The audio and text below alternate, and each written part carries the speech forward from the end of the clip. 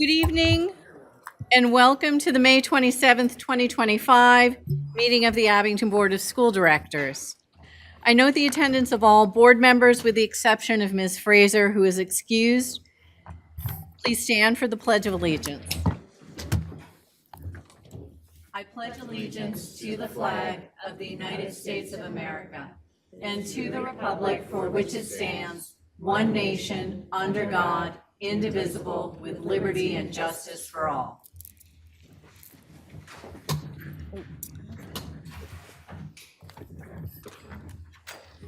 The Abington Board of School Directors has convened this evening's meeting at the Administration Building, and the public is welcome. This meeting is also being broadcast live on the Abington School District YouTube channel. This meeting is also being recorded and will be accessible on the district's website and cable channel no later than Friday, May 30th, 2025, to allow those members of the public who cannot participate to view the meeting at a later time. Comments from citizens will be conducted in person and by phone. Information regarding participating remotely in public comment will be displayed on the screen at the time of public comment. The board thanks the public in advance for its cooperation. This is a place where we hold dignity in high regard, and everyone's voices are respected and welcomed in this space. Dr. Fetcher, do we have any additional announcements or agenda items? Yes, Dr. Mallory. Before we begin tonight, I would like to take a moment to recognize that yesterday was Memorial Day, a day meant to honor and remember the brave members of the U.S. Armed Forces who gave the ultimate sacrifice. Please join me in a brief moment of silence and observance of those individuals and their loved ones.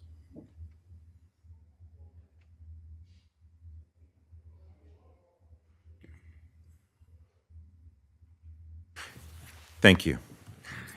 As most of you are already aware, last week, voters in Abington Township and the Borough of Rockledge approved the $285 million referendum to build a new Abington Middle School.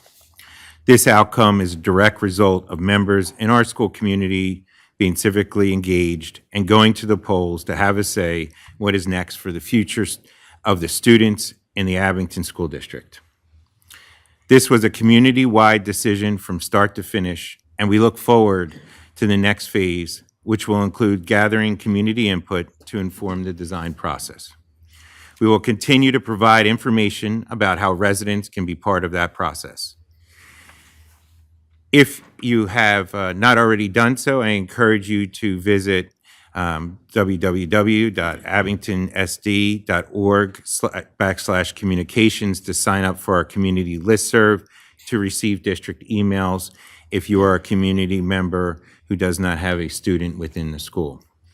Thank you again to our voters for your participation and your interest. Thank you. Okay, just a quick question about that. Will the district be maintaining the 1ASD1Future.org microsite as the project moves forward? Yes, Okay. the district will, and one of the plans for that, I've asked that we ensure that all the material that is there that led to this point at least be available through, archived within a button on that website, even as we begin this design process and put out more information. I would like to maintain the history that is present within there. Okay, excellent, great. With that, we will move to opening comments of board members. Mr. Allen. In short, appreciation to the voters and the residents of Rockledge and Abington for approving a historic measure for the community for years and years to come. Ms. Brown. Definitely agree. A special thank you to the community members who personalized this and took it upon themselves to be informed and to inform their neighbors. This was a community effort, and I'm so appreciative of all the work. Ms. Eisenhart. Yes, I echo the sentiments of my board members, congratulate the community as a whole, and again, recognize the folks involved and the conversations that happen along in this process, communicating with each other. It was truly remarkable to witness, and I also have a lot of pride to be a part of this community in Abington during this historic moment. Thank you. Mr. Mohammed. I want to also thank the community members for coming out and making their voices heard. We recognize the sacrifice that is being made on behalf of the future of Abington and the students of Abington.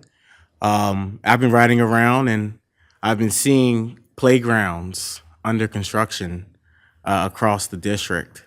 That's happening at the same time as we're having this conversation about the middle school. And both of those measures, right, the playground job that is occurring currently and this long-term middle school job that is underway, they both represent growth and positive opportunities for students in Abington and Rockledge. And I'm so thankful to be a part of this group and a part of this community that has helped to make it all happen. Thank you. Ms. Spalding? I'm glad it's over, and I'm glad and I'm glad it was successful. I mean, I get it. I'm in the senior group where the it's going to be an increase, but it's just something we just had to do. So that's it. It's all right. That's it. Ms. Hartman? I also just want to thank everybody for coming out and taking part in the democratic process to decide if we were going to move forward with this project. I'm really excited to see what we do for our kids. I think we have a lot of potential here to do some really great things with the middle school, and I'm excited for it. So thank you, everyone. Ms. Fazy? Just want to echo sentiments from my fellow board members and say that it's very, very exciting to be here a week out and to be thinking about the new middle school and how this will impact the children in our community and future generations of children. Very, very exciting. Ms. Wu? Just thank you for voting, and I know I'm not the one paying the taxes, but just thank you for behalf of all the children in the district. Thank you. I will add my gratitude to all the community members who involved themselves, regardless of how they voted on this issue. The conversations were vigorous, and I think a sign of the general overall health of the community. So thank you to everyone. I too am excited to move forward with this project and see what unfolds and what we can do for our students as our schools remain at the heart of this community. So with that, Dr. Fetcher, can you please proceed with this evening's honors? Yes, before I do that, I just want to clarify, in terms of the website and updates and where archives are, we'll make sure that there's communication that goes out that explains where everything's going to be, and if formats change, what that will look like. So just to make it clear, and we'll ensure that all the information is available somewhere. We'll make sure you know how to get there. Perfect. All right. With that being said, at this time, I'd invite Dr. Alice Swift, principal of Abington Senior High School, Mr. Charles Grasty, athletic director, to share highlights from the 2025 spring sports season at Abington Senior High School. Good evening, Dr. Mowry, Board of Directors, Dr. Fetcher, and our guests. I'd like to take this opportunity to introduce or bring Mr. Grasty up. He's no stranger. We're going to honor our scholar athletes this evening for our honors, spring sport honors. Thank you so much. You're welcome.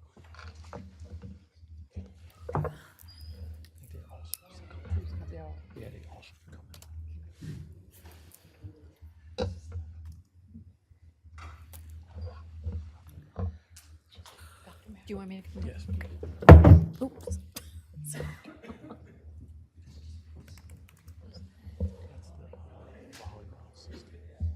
Come up, come up. Coach. Everybody come this way. Thank you. How you doing? How are you?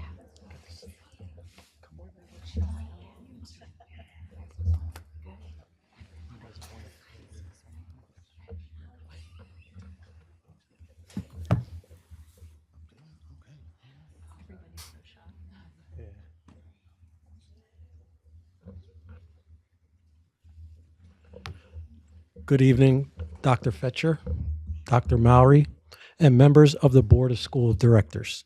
Tonight, I am very excited and proud to share the outstanding accomplishments of our student athletes, teams, and coaches in the spring of the 2025 season.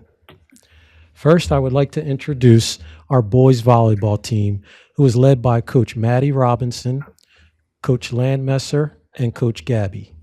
The Abington boys volleyball team had an exciting season with a record of 10-10, including a thrilling battle with Upper Dublin. The Ghosts won that thrilling game 3-2, as it was one of my favorite games and had many spectators standing and cheering throughout the majority of the team.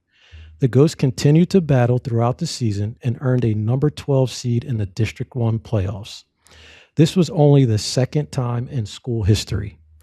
The boys team also had 4 athletes receive all-league honors. Daniel Mayo, who received a full athletic scholarship to Fort Valley State University for volleyball, was named to the first team all-league team. Keyshawn Pinckney, who will be attending Widener University, was voted to the second team all-league in the Liberty Division. And Walker Pax, who had an outstanding season, and junior Ethan Wilson, who thrilled many fans, were both selected to the honorable mention all-league Liberty teams in a very challenging division. Congratulations to our boys volleyball team for an exciting season.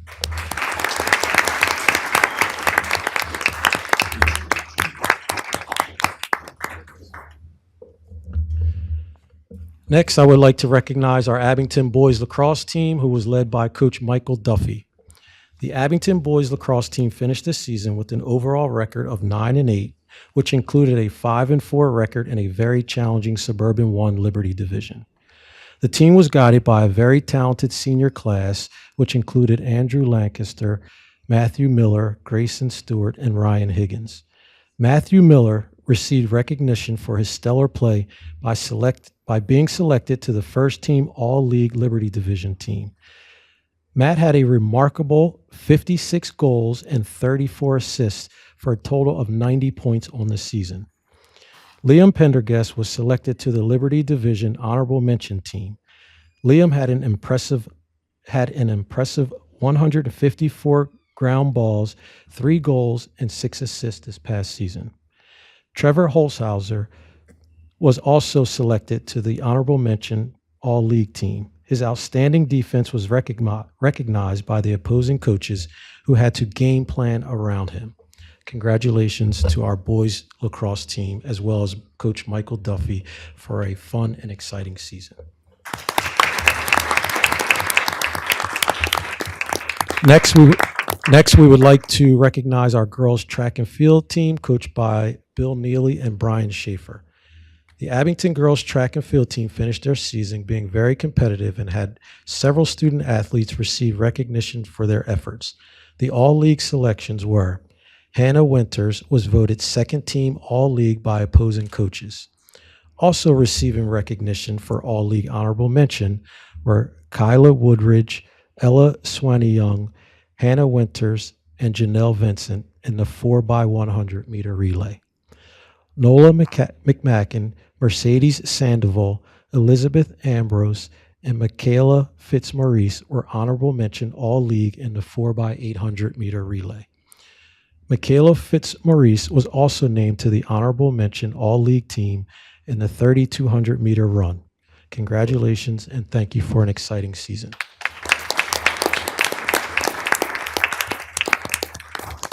Next, our boys track and field team. The Abington boys track and field team finished their season being very competitive as well and had several student athletes also receive recognition for their efforts. The all-league selections were: second team all-league honors included Jonathan Long in the long jump, Joseph Raggy in the triple jump, and Jackson Thomas in the shot put. The Liberty Division all-league honorable mention teams were Timothy Brown, Braden Davis, Jameer McClinton, and Jaden Randall in the 4x100 meter relay. James Stewart, Joseph Raggy, Terrell Wright, Anthony D'Angelo also was named all-league honorable mention in the 4x400. Anthony D'Angelo, James Stewart, Terrell Wright, and Nolan Flood in the 4x800. Carter Shannon in the javelin, Terrell Wright in the 400 meters, and James Stewart in the 800-meter sprint. District qualifiers included Timothy Brown, Anthony D'Angelo, Braden Davis, Jameer McClinton, James Stewart, Jonathan Long, Joseph Raggy, Terrell Wright, Jaden Randall, and Nolan Flood. Congratulations on an exciting season.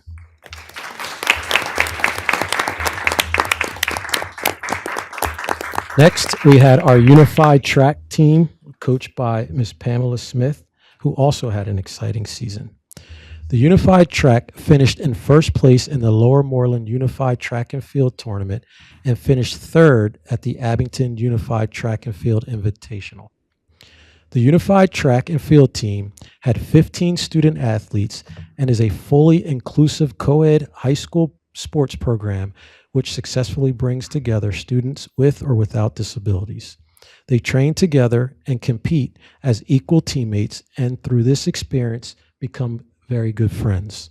The interscholastic unified sports teams are regarded like every other interscholastic sports team in high school, especially in the PIAA. Congratulations, Unified Track.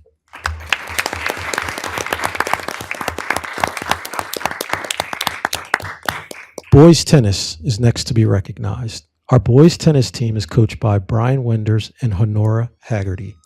The tennis team finished with an impressive 6 wins in an extremely challenging Liberty division. Our team was recognized by opposing coaches by selecting 8 of our student athletes to an all-league selection. Suhan Kumar, who is a junior, and William Goldstein, who was our only senior this past season, were selected to the first team all-league doubles team and had an impressive run in the Suburban 1 tournament. Thomas Inama and Alexander Newman Pinto, who will both return next season, were named to the second team doubles team with several exciting wins this season. Eric Ginsberg was selected to the all-league singles team and also had many impressive and exciting wins this past season. Brandon Eckenbaum was named to the honorable mention singles team and also teamed up with Eric Ginsberg to make a fun and exciting run in the Suburban 1 tournament. Eitan Bogatin and Brian Hall were also selected to the honorable mention all-league doubles teams. Congratulations, tennis.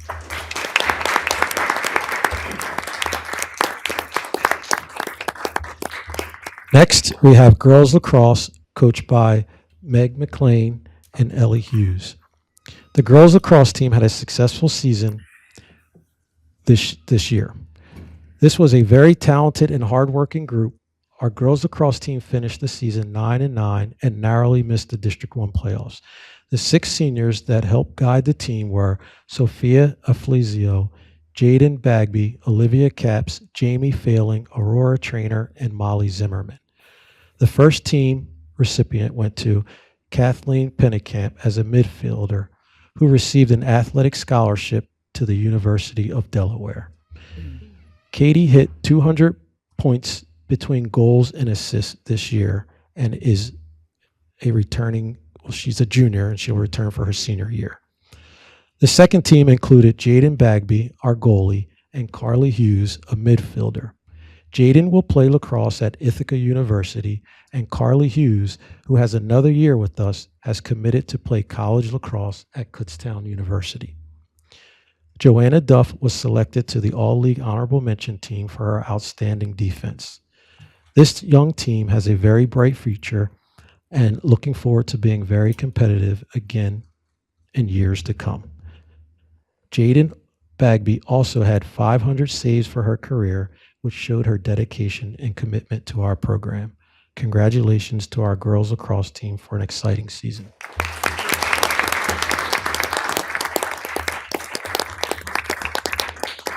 Our next sport was baseball, which was led by Coach George Katsopoulos. The 2025 baseball team finished their season with 4 wins. While in his first year as head coach, Coach George enjoyed his team that included 9 seniors returning from last year's competitive team. All league selections were Gavin Grasso, who was selected to the very talented all-league first team in the Liberty Division as a junior this past season. Gavin also helped lead the team to a fun and exciting season. Senior Chase Wolf was selected to the Liberty Division's all-league second team. Chase had several exciting at-bats and played very well at third base. From Coach George, through the ups and downs, this was a fun group to coach, and I am excited to continue to grow this program in the right direction. Congratulations to our baseball team and the coaching staff for an exciting season.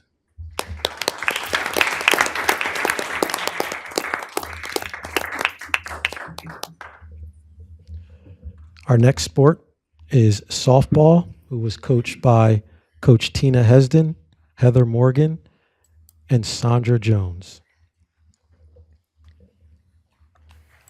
Abington softball finished their season with an impressive 6 wins, including an imposing 10-0 win over Cheltenham on senior night.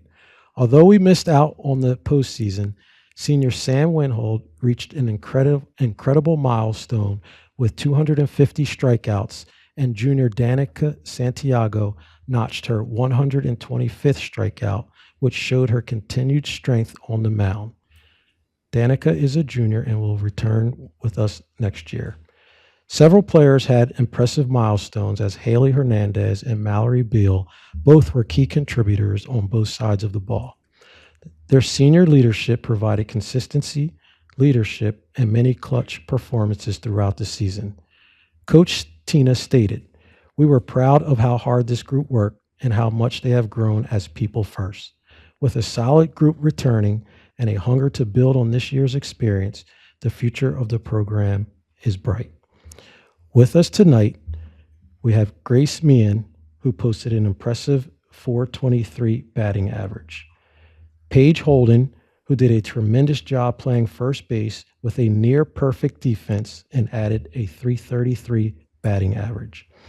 Also, Mia Lukey, who had an outstanding season in center field and hit a number of dingers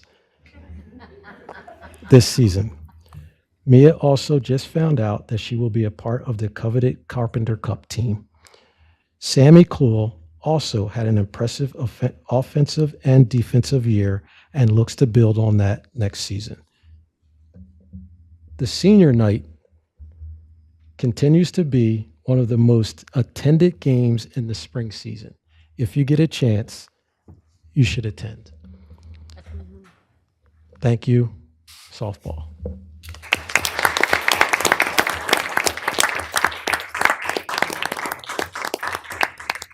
Flag football concludes our spring sports to be recognized tonight. Coached by Melissa Brazel and Frances Bow.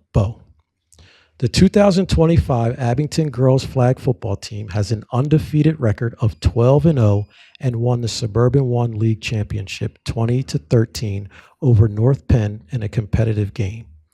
The strength of our entire team have led the team to each victory. Maya Johnson and Shia Crofton are a dynamic duo at quarterback. Maya is able to move with the ball to get multiple yards, while Shia has a beautiful long ball. Misha Posner is our center, who is tough to get the short pass plays. Madison Oldham is our speed player at running back and rusher. Sarah Kaiser is the player who makes the plays happen, playing safety on defense and wide receiver on offense. Paula Jarmel is an aggressive defensive player covering the long passes to create incomplete passes. Sydney Bryce is the leader of the team with her experience in flag coaching her teammates and skills in how to be successful on the field. Myriad McMacken is our newest defensive player and has stepped up to get sacks as a rusher. The team has been focused on one goal this whole season: to be the first team in Pennsylvania to win states for the second time. For the third straight year, the Abington football team is headed down to the NovaCare complex on Saturday, May 31st to achieve this goal. With 2 wins, our team will bring home the state championship. Go Ghosts, And thank you for your continued support for our Abington student athletes.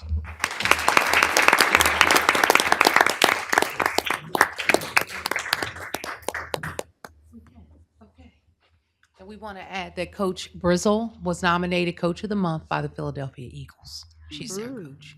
Thank you. Excellent.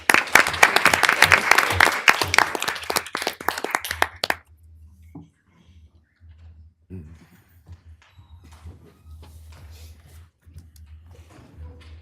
should have commercial breaks for these. Okay, thank you to Dr. Swift and Coach Grasty. And congratulations to all our scholar athletes. Dr. Fetcher, can you please proceed with this evening's board orientation? Yes, thank you, Dr. Mallory. This evening, I'm going to ask that Dr. Melchor, Mr. Vittoria, and Mr. Lionetti join in presenting the projected enrollment and staffing, as well as an update to the draft of the 2025-2026 general fund budget. Please note that this is for informational purposes only this evening, and there is not an agenda item. Thank you, Dr. Fetcher. This evening's presentation is going to begin with a review of projected enrollment and staffing for next school year. The first slide that is on the screen shows the projected enrollment and staffing across each of the grade spans. You see in the far right side, in the last two columns, the projected staffing adjustment as well as gray boxes for next school year. The enrollment projections are based upon 5-year averages of October 1st official PDE enrollments. And you see that in the third column, our actual enrollment for the current school year that was reported to PDE on October 1st was 8,402 students, and our projection for next year is 44 fewer students, K-12, 8,358. Those student enrollments include students who are participating in the Abington Cyber Education Program full-time, which is a total of 58 students as of October 1st. Based upon the projected enrollment, you see the staffing adjustments for elementary of -5, which would be a decrease of 5 general education teachers across the 7 elementary schools for next school year. 2 gray boxes are projected. Gray boxes is a way to account for the potential need to have an increase in a particular grade level at a particular school in the event that we have unanticipated additional enrollment. At the middle level, you see the anticipated decrease of 107 students for a projected enrollment of 1,940 students at the middle level next year. Based upon that decrease, we're recommending a decrease of 4 general education teachers for next year at the middle level. And finally, for the senior high school, while there's an projected increase of 49 students in grades 9 through 12, we're projecting a staffing adjustment of -2. That -2 includes 3 general education teachers, but also the addition of a librarian, additional full-time librarian at the senior high school to bring the number of librarians at the senior high school to 2 full-time librarians. With respect to special education, you see that there is an overall decrease anticipated for the number of special education students next school year. And based upon that, we have a recommendation for a decrease of 2 special education staff members at the elementary level. We have a recommendation for a gray box for senior high school special education based upon a specific population of students at the senior high school level who are ages 18 to 22, who we are still engaged in communicating with parents and guardians with regard to anticipated return to school next year for our Strive and Active Academy programs. What I'll walk through briefly is information on specific schools, beginning with the elementary schools. And I'll just briefly touch on Copper Beach, and then the same explanation would hold true with regard to Highland, McKinley, and the other elementary schools. What you see for Copper Beach is, on the right-hand side, actual October 2024 enrollment of 860 students and a projection of 847 students for next year, a decrease of 13 students. Copper Beach has had a decrease in enrollment each year over the last 4 years, from 930 students in 2021 to the 860 that you see in October of 2024, and projection of 847. Based upon that decrease, we're recommending a reduction of 2 general education teachers for next year. It's important for me to note that the number of students that are shown in each section, each projected section for each grade level, are 100% of all students in the grade level in that school. So even if students are out of general instruction for a portion of the day, could be out of general education for 5% of the day, up to 50% of the day or more, those students are included in these arrays. It's important to note that particularly in the case of grades 4 and 5, where you see higher anticipated enrollments in class sections than in the other grade levels, those 26s and 27s account for some of those students who may be receiving their instruction for a significant portion of the day in a special education setting. And what I'll show later within the presentation is an accounting of what those sections would look like during the times when those students are receiving special education services. And you can see in the case of grades 4 and 5, those class size enrollments decrease to 21 to 23 students.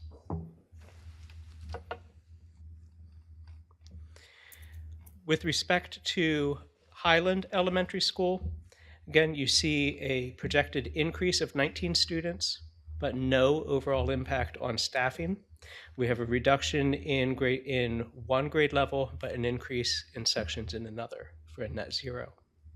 McKinley Elementary School, an increase of 12 students, but again, based upon looking at individual student needs and section arrays across the grade levels, a decrease of 1 general education teacher. Overlook, an increase of 13 students, but a recommended decrease of 1 general education teacher. And again, at Roslyn, a recommended decrease of 1 teacher with an anticipated increase of 3 students. Again, in the case of Roslyn, you note that in grade 2, classes of 25 and 26 with all students included, but again, in looking at the times when students are in special education setting for supplemental special education instruction, those class sizes of 25 and 26 diminish to reduced numbers. Finally, Rydell and Willow Hill Elementary Schools, there is no change in the number of professional staff. Rydell has an anticipated decrease of 11 students with no impact in the number of class sections, and Willow Hill anticipated decrease of 9 students with no impact in staffing. So overall, you see at the bottom of the screen, anticipated increase of 14 students with a staff decrease of 5. And there have been, over the course of the last several board meetings, a number of retirements that have been presented to you during the personnel section of the board meeting that you have approved for next year. These decreases account for those staff retirements so that these reductions in staffing can occur through attrition. Again, the next 2 pages that are part of the presentation and available to you on board docs show, again, these numbers looking at specifically those special education students removed during the times that they are in a special education setting for instruction. Looking at the secondary level, at the middle school, you see the anticipated enrollment by grade level, grades 6, 7, and 8. Again, a decrease of 107 students is anticipated for a staffing reduction of 4. Senior high school, grades 9 through 12, an increase of 49 students, But over the course of the last several months, as Dr. Fetcher and I have met with the building principals, with the members of scheduling teams, and those teams have begun looking at student recommendations for courses for next year, student requests for courses for next year. We believe, and those teams believe, that the requests and recommendations can be accommodated with these reductions. I would note that you see projections for grade levels at the secondary buildings of high 600s in most cases to 752 next year for grade 12. Where we are seeing the decrease in students is presently at the elementary level. I note that this slide shows 705 current students in grade 12. Those students who are graduating in a few weeks will be replaced by 571 kindergartners. So it's a significant difference between the students at that upper secondary level and our primary grades. With regard to special education, again, the important number is at the bottom of this page that shows the total students projected for next year, which is a decrease to 546 from the present 611 as of October 1st, and that results in a decrease of 2 elementary special education teachers. A minimal difference at the middle level from 412 to 406, which has no impact on staffing needs at the middle level for special education. And again, finally, for senior high school, a slight adjustment from 532 current students to 546 students anticipated. Again, no anticipated need for additional teaching staff, with the exception of the potential of a gray box for that specific population of students in the 18 to 22 grade age range. That concludes the enrollment and staffing portion of the presentation. I'll turn it over to Mr. Vittoria with regard to budget. Thank you, Dr. Melchor. So this slide shows the proposed general fund budget that was presented at the May 13th meeting. At the time, revenue was at $195.1 million. Expenses were at $204.9 million, and the allocated fund balance needed was $9.7 million. Budget managers were able to reduce expenses by $2 million from the proposed final general fund budget to $202.8 million. The reductions came from salaries and benefits, along with a reduction in contracted substitute service cost. At the same time, revenue was reduced $275,000 because of Social Security and retirement reimbursement, which reduced the allocated fund balance needed to $7.9 million, which is a decrease of $1.7 million.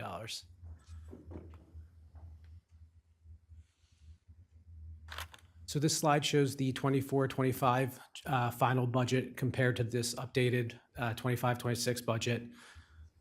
The updated budget raises real estate taxes 4%, which is the maximum allowable tax increase for the 25-26 school year. This 4% tax increase increases the millage to 38.55 mils, which generates an additional $4.1 million in real estate taxes. State revenue reflects a 6.08% increase, which is what Governor Shapiro recommended for basic ed, special ed, and PSER subsidy.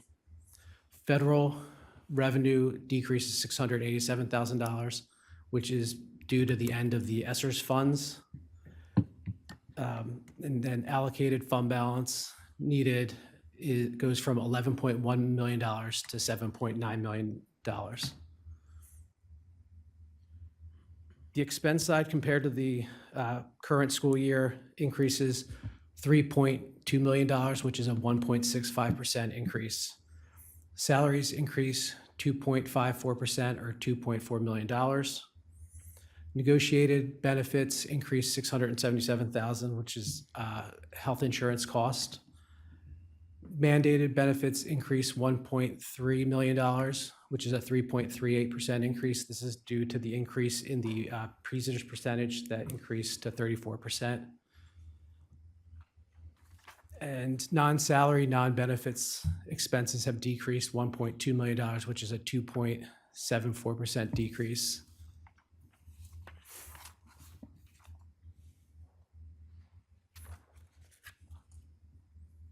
So looking at a typical homeowner with an assessment of $141,130, they would see a tax increase of $169.87, which is a 3.59% increase. This homeowner, if he's a senior and qualifies for the district's rebate and is in the first 3 income levels, would not see a tax increase. And if they're in the 4th income level here, they would see a tax increase of $17.87.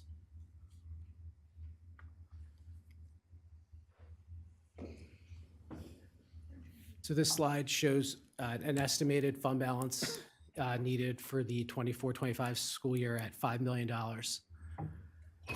This would end this 24-25 school year with a fund balance at $16.6 million.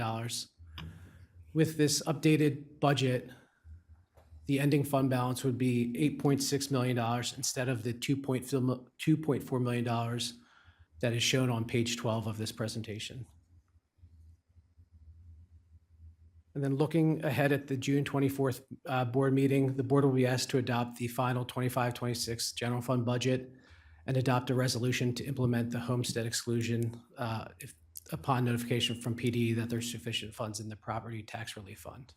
And Dr. Fetcher, that concludes our presentation, and we can answer any questions the board might have. Thank you. Any questions that you may have? Any questions from board members? I have some comments. I wanted to address the enrollment. I am pleased to see that we're going from 1.5 of a librarian to 2 full librarians, given our focus on literacy and ELA. So I'm happy about that. I appreciate the showing the numbers and juxtaposing the class size with students who are in there for special education and when they're pulled out. I do like that community is able to see that.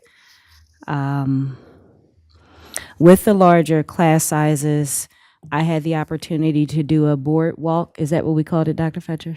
Yes. A board walk, and I wanted to make sure I was using the right terminology.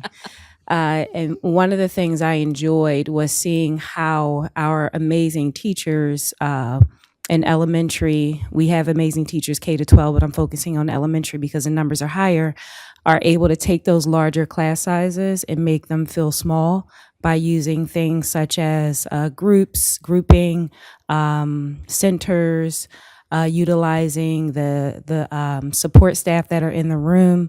So our teachers continue to do amazing jobs. We just want to make sure that we provide them with the support to do so.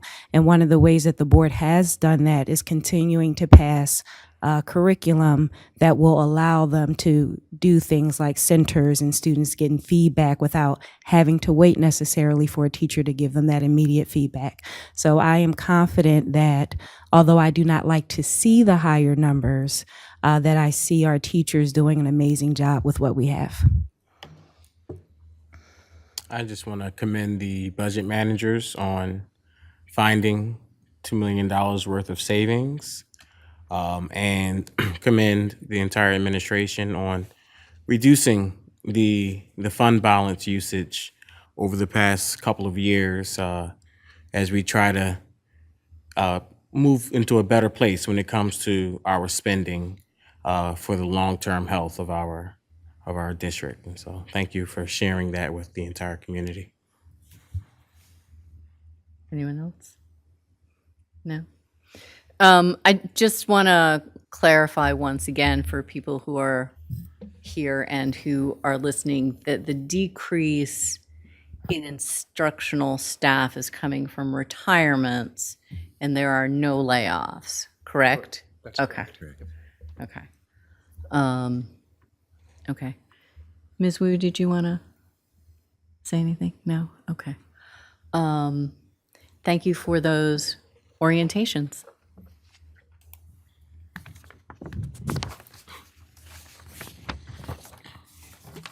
Okay, with that, we will move on to our first section of public comment. Comments from citizens are being conducted both in person and by phone. The phone number to participate in public comments is being displayed on the screen at this time, 267-715-3717. You'll be able to join the meeting by calling in on your mobile or your landline phone. A citizen will be recognized once during this period of the meeting, and each citizen's comments will be limited to a total of 3 minutes, except at the discretion of the president. Time may not be yielded or otherwise transferred by one speaker to another for purposes of extending a given speaker's time allotment. We will start with speakers in the room. If there's anyone here who'd like to make a comment, please use the microphone either to your left or to your right. Please state your name and address. Okay, Adele Cubell, and my address is 1848 Ambler Road. I have these bullet points. The Vote Yes group, organized by John Spiegelman, is not a grassroots effort. Mr. Spiegelman is one of 15 commissioners that incrementally vote forward the agenda of billionaires. Mr. Spiegelman promoted the need to provide the millionaire Gallman family with a shot in the arm. Commissioners invite wealthy VIPs to rent families who attend the school housing that needs to be condemned. Commissioners allow VIPs to utilize blight as a weapon to force homeowners to move. Billionaires that are destroying homeownership for the middle and lower middle class are prioritized over citizens all the time. That is why we have township decline. Vote Yes supporters posted derogatory and divisive statements on the internet so regularly it appeared to be a job. Pigeonholing people into stereotypes is a regular thing with Vote Yes. Oddly, Vote Yes claims to promote diversity and inclusiveness. Dr. Mowry posting an emoji heart next to divisive internet remarks is horrific. A first grade teacher put ageist hate on a community site. Ms. Mowry, you encourage verbal assaults. Your behavior is a red flag. The assault language of Vote Yes is a red flag. Tax money, we pay a lot. Where does it go? Advanced math level students should be encouraged. Instead, students are expected to utilize Chromebooks that do not have the functions needed to do the coursework. Buy upgraded computers. This is not a way to save money. During the 24-25 school year, no mulch was added to the Willow Hill, Overlook, and Highland playgrounds. Is that money saving? This is a safety hazard. Weeds cover trees and overgrowth rules. That was not the case just maybe 5 years ago. Willow Hill has severe neglect. The approximately 40-year-old playground is rusted and worn down. It's about 10 years too late. You should have gotten the equipment 10 years ago. That's how bad that playground looks. The blacktop is riddled with cracks at Willow Hill. Entrance sidewalks are crumbled. Way worse than the middle school. A long dead tree greets young students. The new state-of-the-art science center has had multiple leaks for years. The roof is rotting. Why? More tax money. Dr. Fletcher had to intervene to get art students just basic supplies. Thank you for your voice. Your time is up. Don't thank me. Good evening. I'm Richard Veith, 1719 Edge Hill Road. I don't have a scripted comment to make other than to thank everyone in the community, especially the board of directors and Superintendent Fetcher for putting in the years of study it took to get to the end result, which is this referendum, which I'm very grateful is over as well, and that it passed. My agenda is simply this little kid over here. He's a kindergartner at Overlook, and I want him to be able to have the best possible this community can provide, and now we have that middle school in his future. So I thank everyone tonight. Thanks. Thank you for your voice. Go ahead. Hi, Jen Pertel, Glenside. I wanted to basically echo what the previous speaker just said. I wanted to thank all of you for the years of work you put in, the amount of effort in getting information, getting options presented to the to residents, to shepherding this whole project to the point we're at now. And I'm excited to see what the next phase is. I can't wait to see what is developed. But I wanted to share something that I heard on Election Day. Somebody that is been very familiar with referendums and these kinds of efforts. He said that kudos to the board and to the district for getting everything together so that it could be on the ballot on an actual election day, and which was a huge savings for the township. It was a huge benefit for voters to just have the one day to do all the voting that they needed to do. And it was, I think, also helped with getting people, to the polls for this very important vote, which I am super thrilled that it happened and that it passed. And thank you very much. Thank you for your voice. Go ahead. Dr. Mowry, Mr. Mohammed, and the Board of School Directors, Dr. Fetcher, Dr. Melkor, and the Central Administration team, everyone who's here tonight, and everyone who's participating at home or watching later on video, good evening. My name is John Spiegelman. I live at 1217 Edge Hill Road here in Abington. As has been pointed out, I am the Commissioner of Ward 11, but I'm here tonight as a private citizen, which is the same capacity in which I very proudly served along with my teammates on the Vote Yes to Invest team. It was an incredible honor to serve with some of the hardest working, most dedicated, most passionate, creative, community-oriented people, and downright decent people that I have ever had the privilege of working with in public life or beyond. And I'm here today to say thank you. To thank you to absolutely everybody who voted, regardless of how you voted.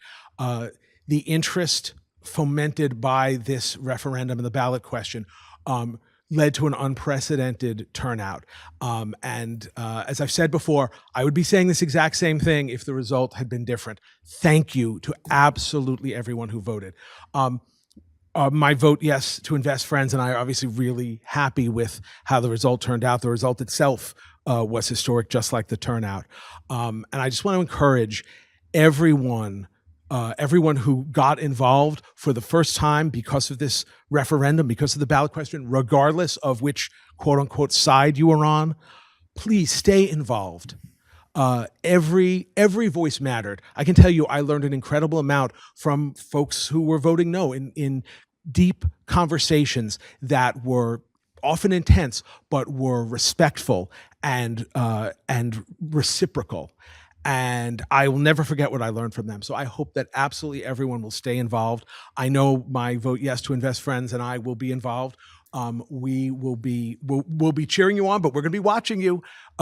We all know, as you've shown with the incredible transparency throughout the entire process, and of course the OneASD, OneFuture.org website,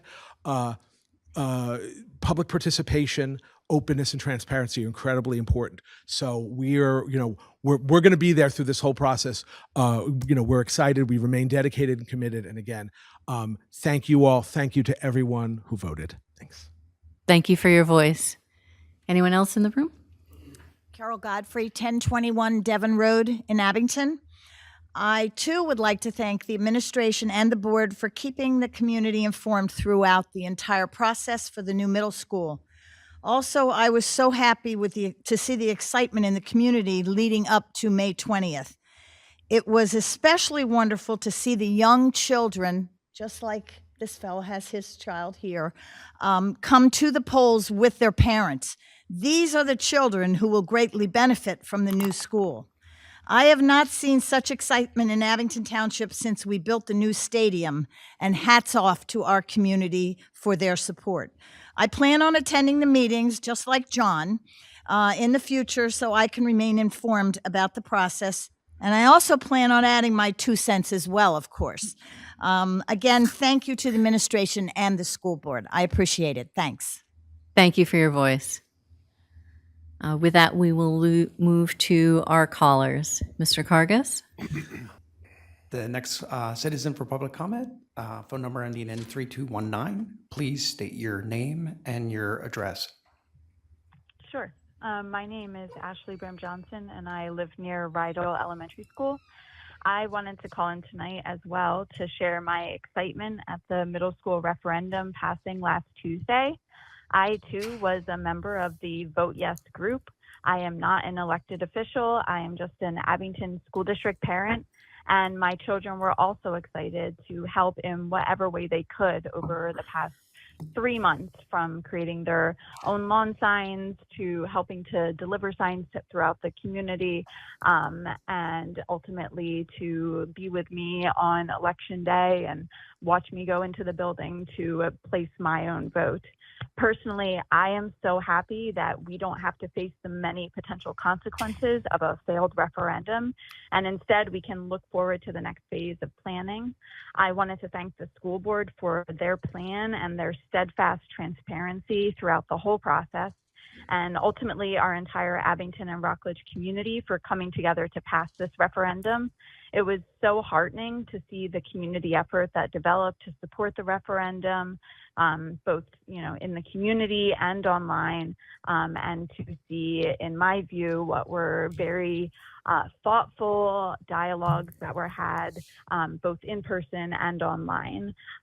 Thank you to everyone and all of their contributions to the lead up to the referendum and on the day itself, no matter how small or large your contribution was. And yeah, that's all I have to say. Thank you. Thank you for your voice. Mr. Cargus, can you confirm that there are no other callers on the line? I can confirm there are no more callers. Thank you.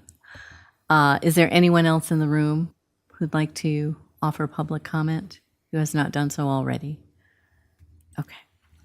Okay. With that, we will move on to agenda item 6, yes? 6.1? Ms. Hartman, could you please read the recommendation for personnel? That the Board of School Directors approves the changes in personnel as reflected in Personnel Addendum 6.1. Second. Dr. Fetcher, we have a second.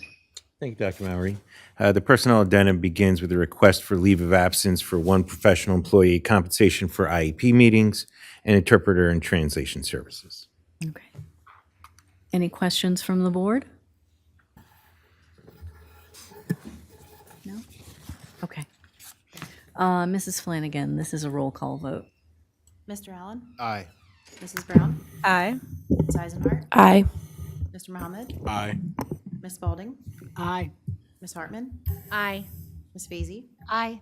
Dr. Mowry? Aye. The ayes have it. The motion passes. Ms. Hartman, can you please read the recommendation for approval of the financial report? That the Board of School Directors approves the financial report for the period ending April 30th, 2025, as reflected in addendum number 7.1. Second. We have a second, Dr. Fetcher. Thank you, Dr. Mowry. At this time, I'm going to ask Mr. Lionetti to please summarize the April 2025 financial report. Thank you, Dr. Fetcher. For the period ending April 30th, 2025, real estate tax collections are ahead $6 million when compared to the same time in 2024. Year-to-date, total revenue is $7.2 million ahead of last year at $166.1 million. In April of 2024, the district had collected $158.9 million in total revenue.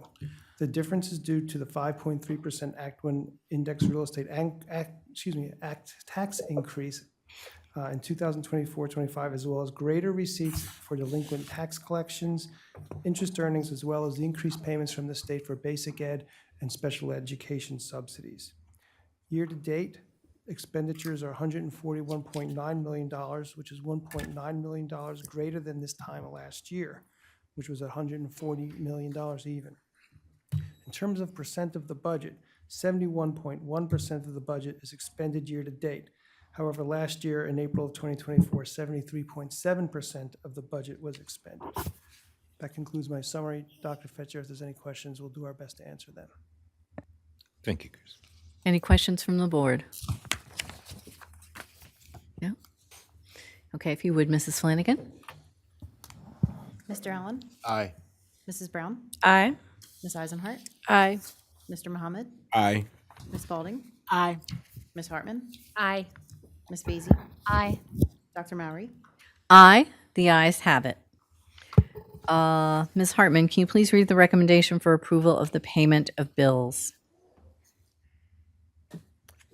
That the Board of School Directors approves the payment of bills for the period ending April 30th, 2025, as reflected in addendum number 8.1. Second.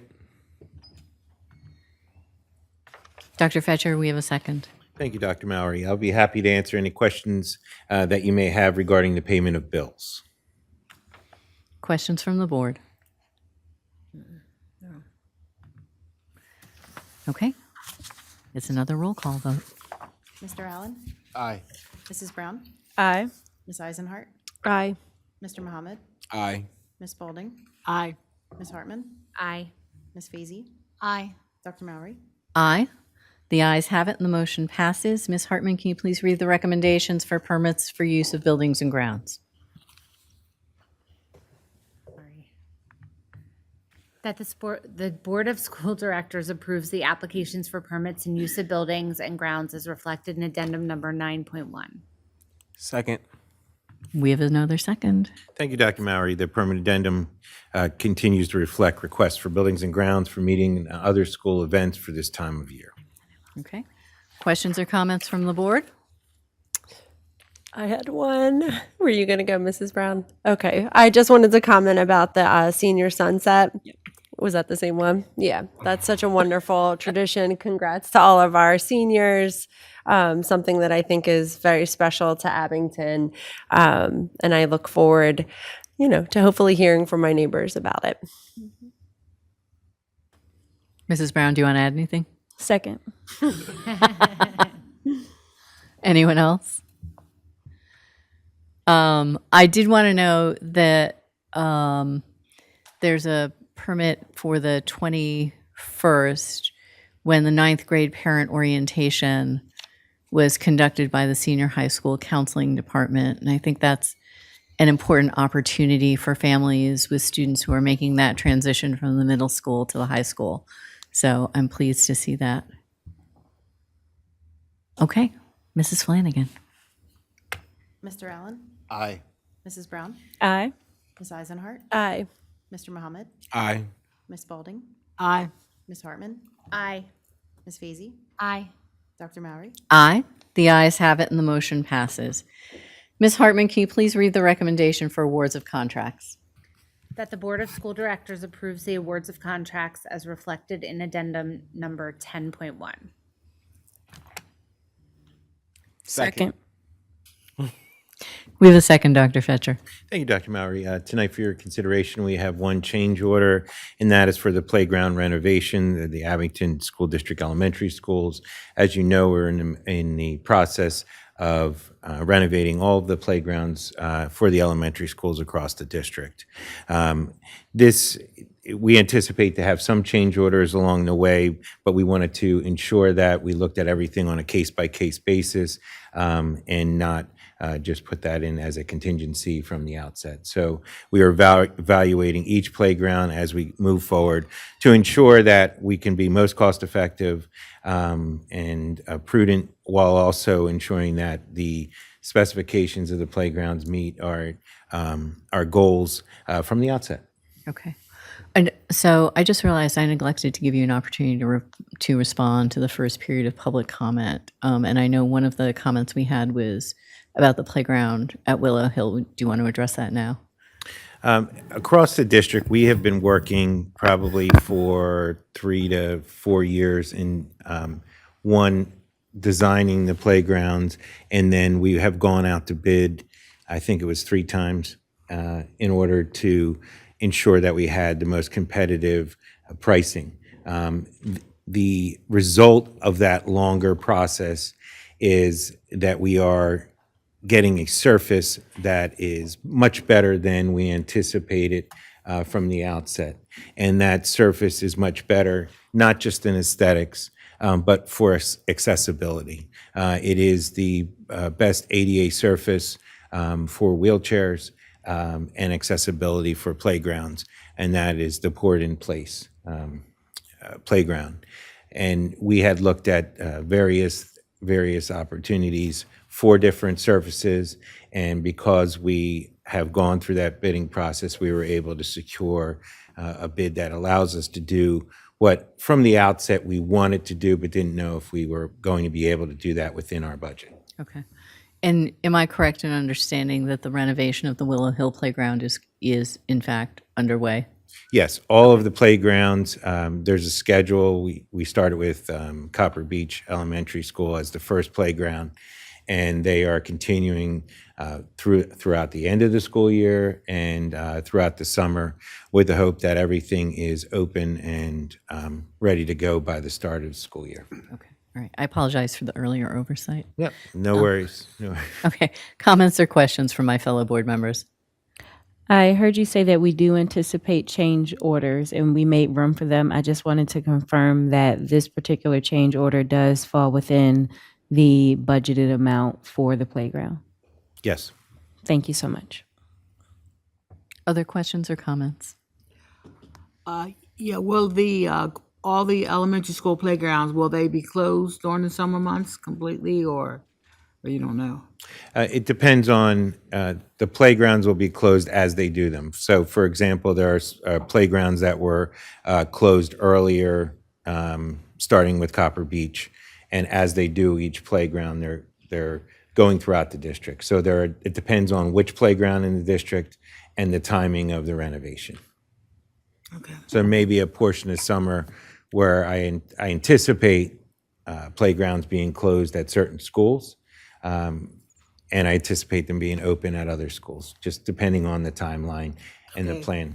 Well, if they're working on the playgrounds, I'm assuming like the grass, the fields will be open, right? Or you don't know? Yes. Okay. Yeah, it's just really where the surface is of the playground, the footprint. Right now, we are in the middle of 3 of them. And at that, I had the opportunity to look at both of them. And it's literally the footprint and it's dug out. So it can, once the equipment is installed, there's new equipment, and then the surface has to be done. And they'll be done at the same time at each school. And this is completely separate from the township playgrounds, right? So Yes. Crestmont, Penbryn, and Avalthorpe will all remain open. Correct. Okay. Yeah, this is, our playgrounds are for student use, and some people access them throughout the summer and off times as well. But the main purpose of the Abington School District playgrounds is to serve our student population. Okay. All right. Thank you. All right. Any other questions or comments? No? Okay. Mrs. Flanagan, if you would. Mr. Allen? Aye. Mrs. Brown? Aye. Ms. Eisenhart? Aye. Mr. Mohammed? Aye. Ms. Spalding? Aye. Ms. Hartman? Aye. Ms. Fazy? Aye. Dr. Mowry? Aye. The ayes have it and the motion passes. Ms. Hartman, can you please read the recommendation for approval of contracted food services? That the Board of School Directors approve the renewal of the contract with Chartwell School Dining Services for the 2025-2026 school year at the guarantee of $40,000 to the district, contingent upon budgeted operating days, student enrollment, and budgeted operating costs. Second. We have a second, Dr. Fetcher. Thank you, Dr. Mowry. We are recommending the renewal of our contract with Chartwell's School Dining Services for the 2025-2026 school year. Chartwell's has been our food service provider since 1984 and has provided quality food service and finances to our district through our food service account, as well as support to our students through things like donations to the high school's scholarship fund and donations to the Abington Education Foundation to underwrite their events. I'm going to ask Dr. Melkor to explain the contract.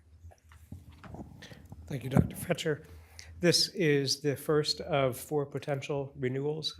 You may recall that last June, you approved a new contract with Chartwells, as Dr. Fetcher mentioned. They've been the food service provider for Abington for more than 40 years. They periodically, we do periodically as a school district, need to go back out for new bids.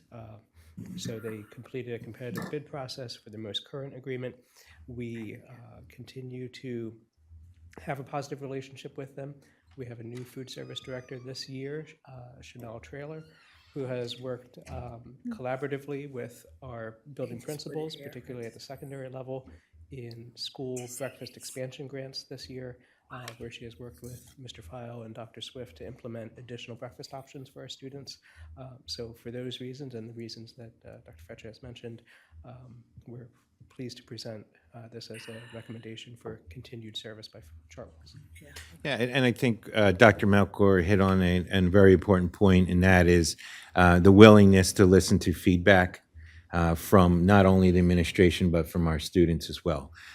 Each school has a food service committee that includes parents, students, and faculty on that food service committee.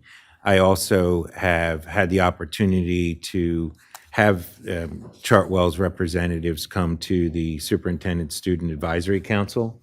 And usually the food service is a very hot topic with the students on the Advisory Council, pretty much every meeting, and a lot of suggestions. But the nice thing about it is their willingness, when they do get the feedback, they do take it seriously and have made adjustments on the menu or brought back some items that students missed.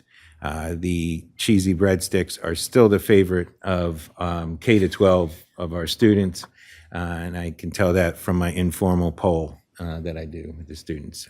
But we truly appreciate the relationship and their willingness to be flexible, and that's why it's been such a long-standing relationship with the district. And Dr. Fetcher, could I just ask you, when was the last price increase? The last price increase was 3 years ago. And that on our next item on the agenda, we'll go through the school lunch price increases. Oh, okay. But yeah, it was 2022. Okay, all right. September 2022. Okay. Other questions? Comments? Okay. Mrs. Flanagan, please. Mr. Allen? Aye. Mrs. Brown? Aye. Ms. Eisenhart? Aye. Mr. Mohammed? Aye. Ms. Spalding? Aye. Ms. Hartman? Aye. Ms. Feasy? Aye. Dr. Mowry? Aye. The ayes have it and the motion passes. Ms. Hartman, would you please read the recommendation for approval of the 2025-2026 breakfast and lunch prices? That the Board of School Directors establishes the following breakfast and lunch prices for the 2025-2026 school year as reflected in addendum number 12.1. Second.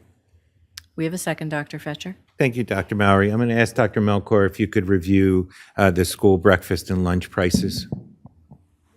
Sure. As Dr. Fetcher just mentioned, the last price increase for school lunches was for the 2022-2023 school year. So this is the first increase in 3 years that's being recommended to you. It is a 10-cent increase at the elementary and the secondary level, as well as for adult meals. This 10-cent increase is necessary to ensure that we're able to maintain the quality of service as well as the quality of food options that are available. As we all know, food costs have gone up significantly over the last few years, and we want to ensure that we're able to continue to provide a quality school lunch program to our students without impacting the ability of the district to maintain a self-funded program. The monies that are raised through the school lunch program go into the food service account that are available to you to fund purchases of equipment, pay for equipment maintenance, equipment repairs. So this 10-cent increase impacting students who pay for lunches. This doesn't impact students who receive free or reduced price lunches. This 10-cent increase will be the first one in 3 years. Okay. Questions or comments from the board? I just wanted to emphasize that the universal free breakfast program is still in effect, and these prices are what the state pays for. Is that accurate? How? The lunch prices are what students who. I'm sorry, breakfast, regarding breakfast, not lunch. Breakfast, right. So we have not adjusted breakfast prices. The prices that you see on the screen are the prices that were in effect up until the time that universal free breakfast came into effect a few years ago, and that continues to be part of the budget proposal by Governor Shapiro. So that program currently is fully funded. Mr. Lionetti, I don't know if you can add additional detail. It's important that we establish these prices through your vote, even though we are not anticipating that we will need them, given the fact that Governor Shapiro has included a proposal in his budget to include this program. We won't know until after June 30th whether or not that's the case, even though it is his desire as he's negotiating with the legislators at this time. So it was important that we at least have these prices in case they're needed, as they need to be established each year. Thank you. Anyone else? Just confirming that milk is included for the children's lunch, and it's just not included for adults, and that's why it's separately priced out there. That's correct. It's part of the, there are particular components that are part of the school lunch the student would receive. The prices that are shown here would be the price if a student was choosing, or an adult was choosing to purchase just milk as a standalone item. Anyone else? No. All right, Mrs. Flanagan, please. Mr. Allen? Aye. Mrs. Brown? Aye. Ms. Eisenhart? Aye. Mr. Mohammed? Aye. Ms. Spalding? Aye. Ms. Hartman? Aye. Ms. Feasy? Aye. Dr. Mowry? Aye. The ayes have it and the motion passes. Ms. Hartman, can you please read the recommendation for completing the MCIU board member ballots? That the Board of School Directors complete the ballot for the Montgomery County Intermediate Unit election of school board members. Second. Dr. Fetcher, we have a second. Thank you, Dr. Mowry. The Montgomery County Intermediate Unit is conducting its annual election. There are 8 seats on the MCIU board, which will become vacant as of July 1st. In accordance with Pennsylvania Code, the Board of School Directors from each of the member districts must submit a nominee to serve on the MCIU Board of Directors. Okay.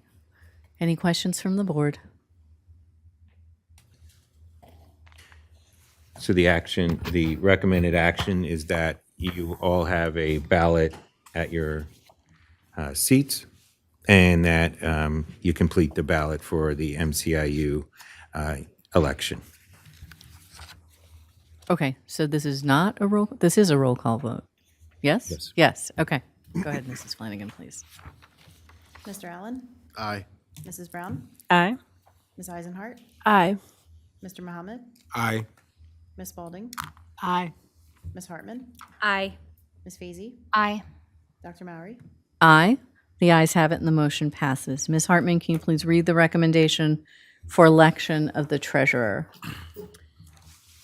That the Board of School Directors elects Mr. Serwanka as treasurer of the Abington School District for the fiscal year beginning the first day of July 2025 at an annual fee of $16,500. Said election being required at this time in accordance with Section 404 of the Pennsylvania School Code, 1949. Second. Dr. Fetcher, we have a second. Thank you, Dr. Mowry. I'm going to ask Mr. Lionetti, could you please review this item? Thank you, Dr. Fetcher. Mr. Zawanka has served the district's treasurer for the past 21 years and has done an excellent job. Dr. Fetcher and I agree with the recommendation to engage Mr. Zawanka for the next school year for a $500 price increase or 3.1% over last year's fee. This is less than the Act 1 index of 4.1 and similar to the 3% CPI for the greater Philadelphia area. And this is the first increase in 2 years that Mr. Zawalka is requesting. Each month for his fees, Mr. Zawalka reconciles the school district's operating statement and cash balances for each of its accounts. His monthly report is an independent reconciliation and verification of the cash position of the school district's funds as reported by the administration in its monthly report each month. If there's any further questions about Mr. Zawalka's engagement, we're here to answer those questions. Questions or comments from the board? Okay, Mrs. Flanagan, please. Mr. Allen? Aye. Mrs. Brown? Aye. Ms. Eisenhart? Aye. Mr. Mohammed? Aye. Ms. Spalding? Aye. Ms. Hartman? Aye. Ms. Feasy? Aye. Dr. Mowry? Aye. The ayes have it and the motion passes. Ms. Hartman, can you please read the recommendation for approving the treasurer's performance bond? That the Board of School Directors approves the purchase of a bond with an approved surety on the treasurer for the faithful performance of his duties, which is in the amount of $100,000 for the period July 1st, 2025 to June 30th, 2026, at a cost of $500. Second. Dr. Fisher, we have a second. Thank you, Dr. Mowry. Mr. Lionetti, could you please review this item as well? Thank you, Dr. Fetcher. In agenda item 14.1, the board approved district's engagement of Mr. Zawalka as treasurer. In accordance with section 436 of the Pennsylvania School Code, a bond for the faithful performance of the treasurer's duties is required, and we ask for your authorization to acquire this bond. Mr. Zawalka has no access to our cash. He merely reconciles it, and the requirement of this bond fulfills the school code. Questions or comments from the board?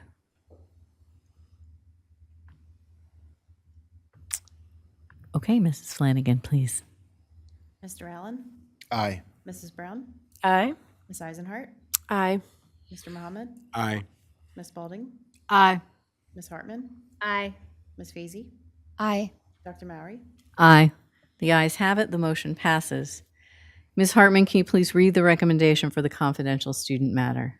That the Board of School Directors approves the confidential student matter as reflected in addendum number 16.1. Second. Dr. Fetcher? Thank you, Dr. Mowry. The confidential student matters regard to an education service agreement, and keeping in mind the confidentiality of student matters, I can answer any questions that you may have. Questions or comments from the board? Okay. Mrs. Flanagan, please. Mr. Allen? Aye. Mrs. Brown? Aye. Ms. Eisenhart? Aye. Mr. Mohammed? Aye. Ms. Spalding? Aye. Ms. Hartman? Aye. Ms. Feasy? Aye. Dr. Mowry? Aye. The ayes have it. The motion passes. Dr. Fetcher, are there any additional reports and/or recommendations by the administration and superintendent? Yes, Dr. Mowry, I provide for you the conference attendance and professional leaves for your information. Thank you.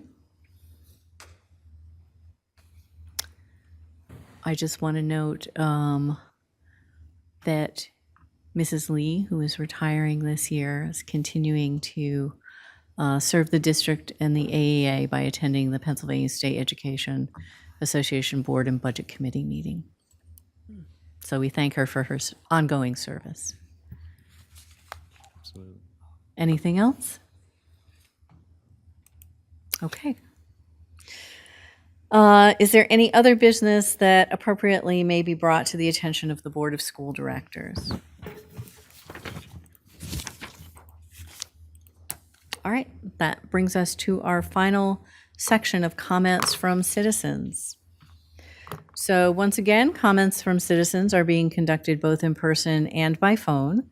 The phone number to participate in public comments is 267-715-3717 and is being displayed on the screen at this time. You'll be able to join the meeting by calling in on your mobile or landline phone. A citizen will be recognized once during this period of the meeting, and each citizen's comments will be limited to 3 minutes, except at the discretion of the president.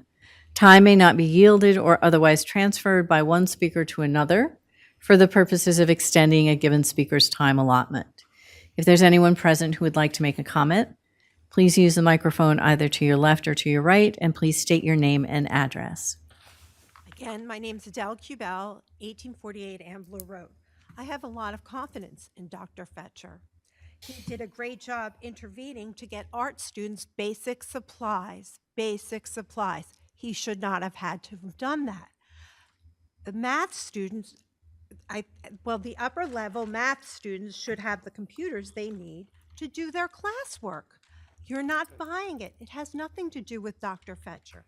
When a first grade teacher is writing horrific ageist remarks on the internet, and people who are also teachers actually put a star next to it, it's an issue. When you, Ms. Mowry, are actually putting a heart emoji next to hateful statements, it's an issue, and it's not Mr. Dr. Fletcher's. Board members, why have you not been speaking up? Commissioners voted a feeble vape shop ordinance forward. I mean feeble. The ordinance allows vape shops to open just about everywhere, except not 1,000 feet from a school. Mr. Spiegelman called this responsive government. No commissioner would support partnering with community development to create a summer job program for high schoolers. I mentioned that last year. A summer job program for high schoolers would be a big step up, and many of our commissioners know a whole lot of people. Vote Yes is supported by billionaires. Classism is being practiced in Abington. The school neglect, cutting back on basic resources, that happens as the wealthy drain communities. Classism is taking down Abington schools. Ms. Mowry, Ms. Brown, why have you neglected to supply students and properly take care of maintenance issues? A parent told me from Willow Hill his daughter fell off the swing when a chain broke last year. That should never be happening. Willow Hill does not look good. All the sidewalks need to be repaired. A dead tree needs to be removed. You don't have a dead tree in front of an elementary school like that. It doesn't look good, and it's not good for young children. It doesn't greet them well into the school. Nothing like this should be happening. The blacktop also needs resurfacing. It's riddled with so many cracks. It's unbelievable how awful it looks. And we pay high taxes. Why have you allowed Mrs. Brown and Mrs. Mowry, the high school science, state-of-the-art science center should not be leaking in multiple places? Before you know it, taxpayers will have another bill. And I do want to say that many people will lose their homes because of rising taxes. The way you put it up there, it doesn't look like much. Those taxes are going to go up very high. Commissioners have a whole lot more tax increases. People will have to give up their homes. Thank you for your voice. Your And I'm time sure is you're up. not going to answer. Go ahead. Good evening again. John Spiegelman from the Highland Farms section of Abington. I want to say one thing that really hasn't been expressed anywhere throughout the referendum process in social media or the many communications regarding the referendum, and specifically the communications from us in Vote Yes to Invest. There's one thing I really want people to know about our team that they might not.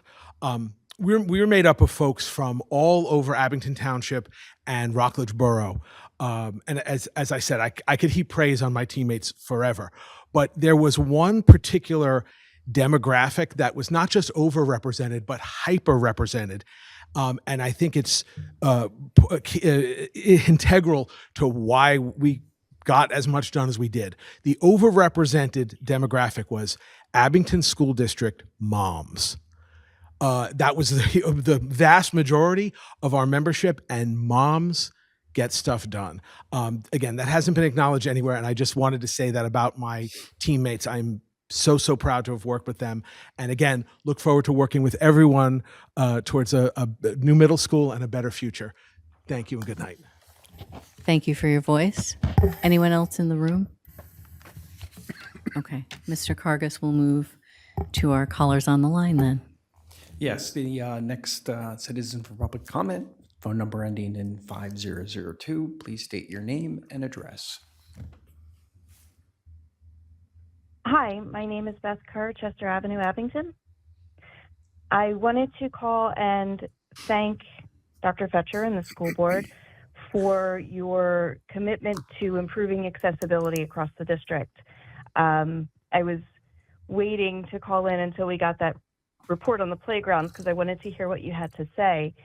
Thank you for expanding accessibility to our playgrounds. It doesn't just benefit the kids, it benefits our teachers and our staff and our parents, whether they're permanently disabled or temporarily disabled.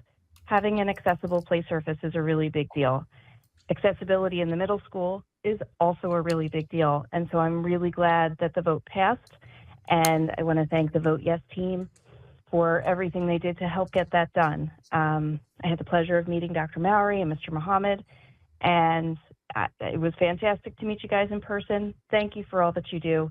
And I'm grateful to have people so committed to all of our residents in Abington. Thank you. Thank you for the voice, and the pleasure was mutual. Mr. Kargas, we'll move on to our next caller, please. Yes, the next citizen for public comment, phone number ending in 1662. Please state your full name and address.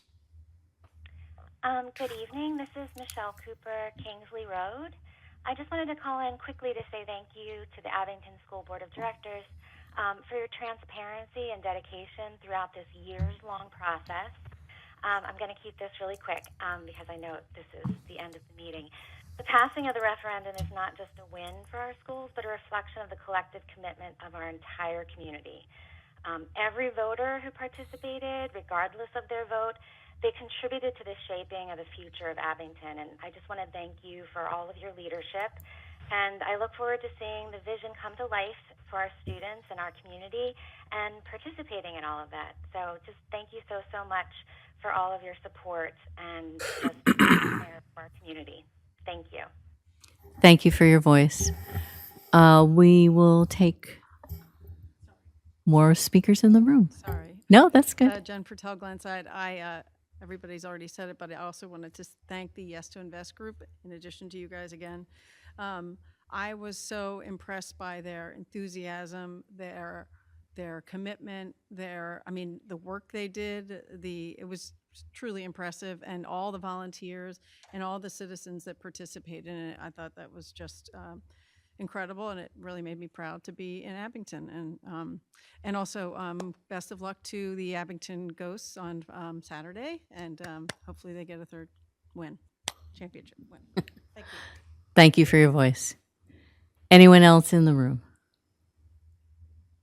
Okay. Mr. Kargas, can you confirm that there are no callers on the line? There are no more callers. Okay. Dr. Fetcher, is there anything you'd like to respond to? Well, first, I just want to comment. My mother watches all these meetings, so I appreciate the comment that moms get things done. And Mom, I'm trying to do my best here. But yes, she doesn't miss a meeting. So I just wanted to mention that, first of all. Noted. Next, I wanted to just talk about some of the things that came up in terms of maintenance throughout the district. And, number one, we appreciate when things are brought to our attention.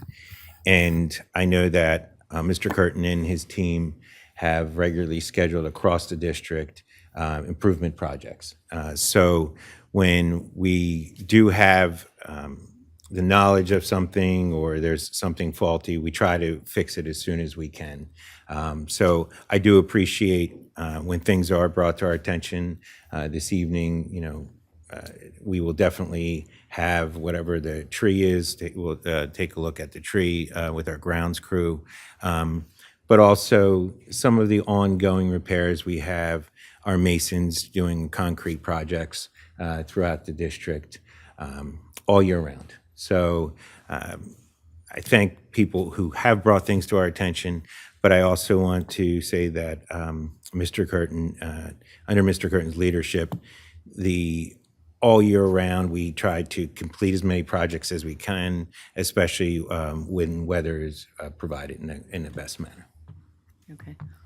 I'm just going to ask Mr. Curtin to clarify something if he can for me. In winters where there's hard freezing and thawing, that takes a toll on masonry. Is that correct? Yes, it does. It takes a tremendous toll, especially on the surface. With all the freezing, thawing, salting, and ice prevention we did that, it's quite common in the spring. We have to resurface. We started at Willow Hill a couple weeks ago, redoing the front. We just completed a small portion of Rydell to the front, and that really will encompass quite a bit of our summer projects for our 2 full-time masons. Okay. All right. Thank you. And then, Dr. Fetcher, can you just clarify that school board and school district governance is entirely separate from township governance? Yes, we are 2 separate entities. Okay. So the school board is elected to serve for the Abington School District and to hire the superintendent to run the school district. Thank you. With that, we will move to closing comments of school directors. Mr. Allen, Nothing, thank you. Mrs. Brown. Hello, Mrs. Fetcher. Thank you so much for tuning in on a regular basis. We appreciate you. I just wanted to take a comment that I heard tonight, and I also hear from a friend, Representative Catherine Gilmore Richardson, that moms do indeed get the job done. So have a good night, everyone. Ms. Eisenhart. Yeah, in closing today, and also just in celebration of the community coming together to make a decision in the referendum, I think that was a pretty incredible thing that happened in Abington. I think the numbers, and don't quote me, I believe it was like a 40% turnout on an off-year primary election. And in Abington, I think we're used to seeing about 20% in similar years. That's pretty incredible. And as we all know, it was close. We had lots of conversation and lots of dialogue that happened. And I would just like to encourage that to continue. We had a lot of activity in the months and years leading up to this vote. And it was all encompassing community members that were taking part in the process and coming to spaces like these meetings to express what they thought was what was important to them and their neighbors. And I think that we're in a place where that should continue, and that Dr. Fetcher is encouraging to continue as we move forward in the process. And I look forward to hearing that. And, that's remarkable in itself. The amount of community members that were engaged in the decision that is taking place that will impact the members of our community for a long time, futures of generations to come, and the importance of being involved and having a voice, knowing when and where that voice can be heard and how to vocalize it. So looking forward to moving forward with this and onward with the district and all of my neighbors and friends in Abington. Mr. Mohammed. Everything Ms. Eisenhart just said. Good night, everyone. Ms. Spalding.